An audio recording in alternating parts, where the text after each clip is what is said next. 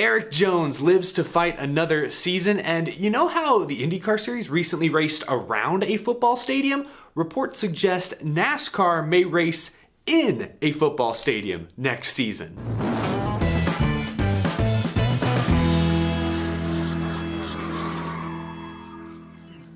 How's it going, y'all? My name is Erik and welcome to Out of the Groove. I hope your week is off to a fantastic start. Today we've got a couple of news stories to catch up on from this past weekend. If you missed it last night, I posted my NASCAR Cup Series Michigan race review and analysis, so be sure to check that out. We discussed the thrilling finish, Austin Dillon's big crash, and high downforce racing more broadly, so go check that out. Also, you can get the latest from all things Out of the Groove by going to groovymotorsports.com. That's the top link down in the description. Latest from the Weekly Viewers Guide, the Out of the Groove Podcast Network, and this show, of course. Also, you can check out some of our sponsors' latest deals for fans of the show. So check all that out. We've got a lot to catch up on today. My boy Erik Jones has a home for 2022. I'm very excited about that. We'll discuss whether Erik Jones and Richard Petty Motorsports are making the right move for next season. But before we get to that, let's talk about a tweet that Adam Stern from Sports Business Journal sent out Friday evening. From Adam Stern, NASCAR has held discussions with Worldwide Technology Raceway, Gateway, in recent months about potentially awarding the track a 2022 Cup Series race,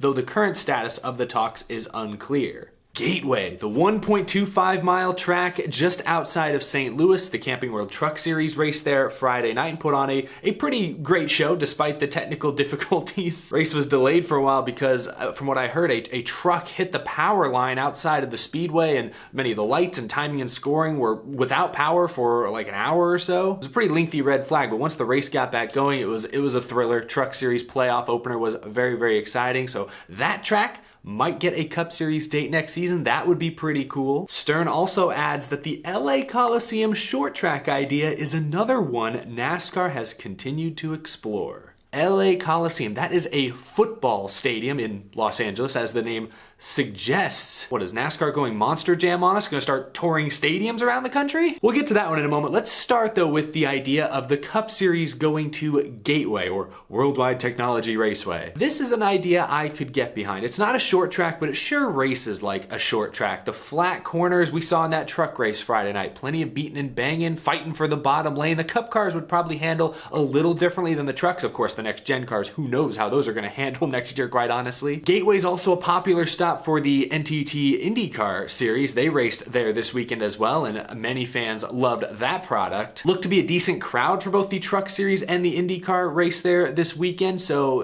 Gateway, Cup Series to Gateway, I think it's worth exploring. Again, it's not a true short track, but it races like one, and it's in a fairly major market that is kind of untapped by NASCAR these days, so I think it's worth exploring. Where would it fit on the schedule? I don't know, because I do not believe that Gateway, or Worldwide Technology Raceway, is owned by, ISC, which is owned by NASCAR, or SMI. There are several tracks on the NASCAR schedule that are not owned by one of those two major companies, like Dover owns Dover and Nashville, or Pocono owns themselves, or Indianapolis is their own thing. But if Gateway gets added, would it replace an ISC date or an SMI date from another track? Would they do like SMI did with COTA this year, and SMI kind of rents the track and promotes it themselves? Could we see something like that? I have no idea. To me, we experimented with a NASCAR Cup IndyCar doubleheader at the Indy Road Course a couple weeks ago. What if we tried something like that at Gateway? We paired up the Truck Series and the Cup Series with the IndyCar Series maybe next summer. That's an idea I could get behind. Now, if the Cup Series races at Gateway, I'd like to see it at least finish under the lights, maybe a late Sunday afternoon start time, or maybe Saturday night works out, although maybe the IndyCar Series would have that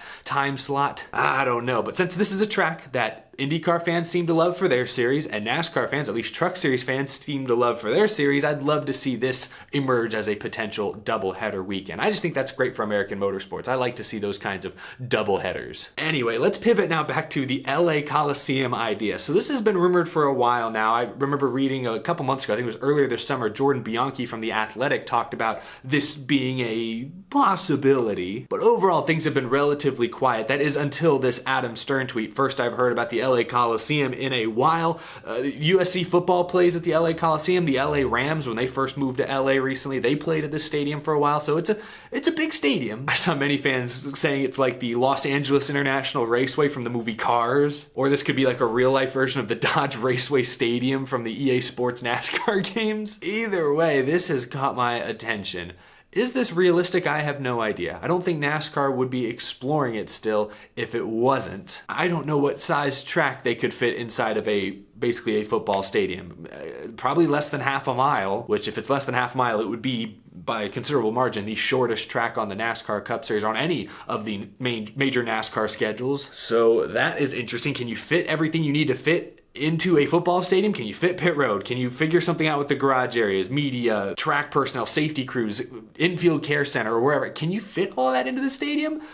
Apparently NASCAR believes it's possible. I guess I trust them. That would be a short track. It would look a lot like Bristol, but probably on a more condensed scale even. So, that would be a can't miss event. And if it takes place near Los Angeles, a major city, major metro area, it has the potential to draw a ton of local interest, sell out, hopefully. I think it sounds really cool. I hope it happens. NASCAR continues to delay the release of the 2022 schedule. For a while, NASCAR was telling reporters, August will release it. We're getting close to the end of August now, and I've heard people say it may not be till September, maybe even late September at this rate. So that tells me that for the second year in a row, NASCAR is trying to think outside the box. They're trying to surprise us, come up with some ideas that no one saw coming. When NASCAR finally released the 2021 schedule, it was shocking. 7 road courses, a dirt race at Bristol, Circuit of the Americas, a Formula One track. It sounds like NASCAR's trying to outdo themselves with the 2022 schedule release. The longer it gets delayed, the more frustrating it is, sure, but also the more exciting, the higher the anticipation is for when it does eventually get released. Anyway, let me know down in the comments, are you excited about the idea of a race inside of a football stadium? What would it look like? Would it be asphalt? Would it be dirt? I have no idea. And Gateway, of course. We know what Gateway looks like. We've seen stock car racing at Gateway in the past. So how would you feel about the Cup Series heading to St. Louis next season? Leave a comment down below. I hope they explore both of these. If they both happen, I will be a happy camper. Now let's get to some silly season news. Erik Jones yesterday, before the Cup Series race at Michigan, announced that he will in fact return to Richard Petty Motorsports next season. Jones will remain the driver of the 43 for at least one more season. As usual, the exact terms of this deal were not disclosed. I believe this is Richard Petty Motorsports picking up their option for Erik Jones. I think when Erik Jones signed with the team last year, it was a 1-year deal with a team option for a second. I think this is Richard Petty Motorsports picking up that option, keeping Jones in that car for another season. I wouldn't look at this as some long-term deal like, oh yeah, Jones is our guy for the next 5 years. I don't think this is that kind of commitment, but either way, big news for Erik Jones, a young driver still that I think has crossed that line into being somewhat underrated by NASCAR fans. I think a lot of fans look at Erik Jones and the 3 years he spent at Joe Gibbs Racing, only 2 wins, although one of them was a Crown Jewel, the Southern 500. He missed the playoffs his final season with the team. I think many fans look at Jones's performance those 3 seasons, 4 if you include his rookie year with Furniture Row, and say that was his shot. And he didn't really make the most of it. So he's been with Richard Petty Motorsports this year, a clear downgrade in equipment. He will remain with the team next year. Now, the next gen car is expected to even the playing field a little bit, so the potential is there for Richard Petty Motorsports to be more competitive next season. Time will tell if that turns out to be the case. But fitting though, they would announce this deal the same day Erik Jones races in his home state of Michigan. He finished 18th yesterday. Here's some of what he said after the announcement was made. For me, just going into next year with the new car, I wanted to be able to stay with the same group of guys that worked on the car already, feel comfortable going into a new situation. You gotta look at this from Erik Jones's perspective. No, Richard Petty Motorsports is not a top team, but stability 1 year to the next is important. And secondly, I think Erik Jones is realistic. Look at the options still available. I mean, what out there is as good or better than the Richard Petty Motorsports ride? I mean, sure, 2311 Racing is still shopping around for their second driver, although I think they want Kurt Busch and are pretty set on Kurt Busch. I don't think Erik Jones is a candidate for that ride. I don't think he's a candidate for Colleague. I don't think he's a candidate for GMS. I don't think he's a candidate for any competitive Cup Series rides out there at the moment. There's just not that many left on the market. And I don't think Erik Jones wants to go down to Xfinity. I think Petty is a better deal than really any Xfinity or Truck Series ride. ride. Keep in mind, Erik Jones does not seem to bring much sponsor support of his own, so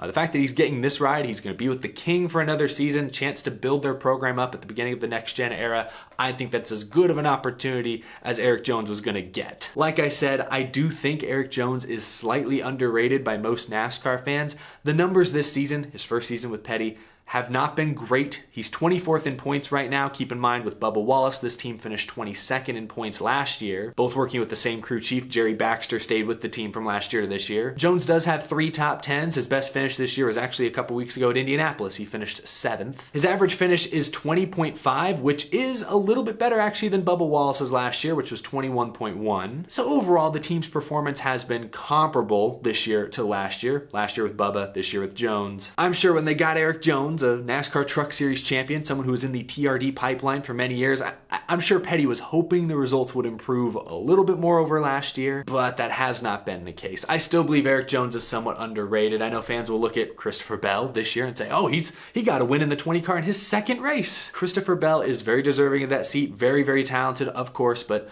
keep in mind, if Levine Family Racing doesn't shut down after last season, very good chance Erik Jones is still with Toyota today. They didn't really want to let him go, and Christopher Bell this year is working with Adam Stevens as his crew chief, a 2-time Cup Series champion. Erik Jones' crew chief from last year, Chris Gale, he got demoted to the Xfinity Series. So to say all of last year's struggles in the 20 car was Erik Jones' fault is completely unfair. Still, has Erik Jones blown me away? No, but I do think he's better than many NASCAR fans are willing to give him credit for today. I'm very excited to see what he and Richard Petty Motorsports can do together the first year of the next gen. This is a team that's part of a group of race teams that I'm very interested to see what happens to them next year. These kind of 20th place teams like the Front Row Motorsports, the Trackhouse, maybe 2311, although I think they'll improve significantly next year. Roush Fenway, that caliber of team, that tier, I want to see what the next gen car does for them from a competitive standpoint. Spec chassis, Joe Gibbs Racing and Rick Ware Racing are going to get the same basic chassis next year. Teams and manufacturers still developing their own motors. They still have their own people going in to fine tune some things and personalize the car as much as they can, but the basic skeleton of the car will be the same across the board. I think that will even the playing field and will be extremely beneficial to teams like Richard Petty Motorsports that are in that sort of 20th place, 20 to 25th place bubble. I think some of those teams are going to become playoff teams next season. And if Erik Jones and Jerry Baxter hit on something right away, I think this is a team that could sneak into the playoffs next season. Don't see them winning a championship together anytime soon, but a playoff appearance for Jones and Richard Petty Motorsports, that should be the goal next season. That would be very, very impressive. But leave a comment down below. Is this the right call for Richard Petty Motorsports? What kind of results do you expect from the team next season? Let me know down in the comment section. That's going to do it for this episode. Be sure to subscribe if you're new to the channel. We talk NASCAR day in, day out, very nearly. Daytona this weekend, so a lot to talk about before the regular season finale. You're not going to want to miss it. As always, a huge thank you to my amazing Patreon supporters as well. By the time you're watching this, I'm probably on the road to Florida. I'm going to be spending a few days in Florida getting ready for the Daytona night race, the Xfinity race Friday, the Cup race Saturday, the regular season finale. I can't wait. I will be there in person with a lot of familiar friends. Going to be lots of fun videos coming your way very, very soon. Thanks for watching, y'all. I'll see you in the next one.